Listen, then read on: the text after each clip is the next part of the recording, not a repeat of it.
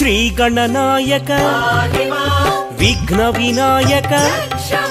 సిద్ధి వినాయక బుద్ధి వినాయక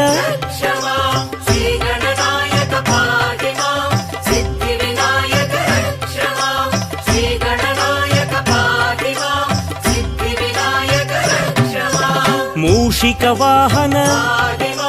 మోదక హస్త పార్వతి తనయ పాప విమోచన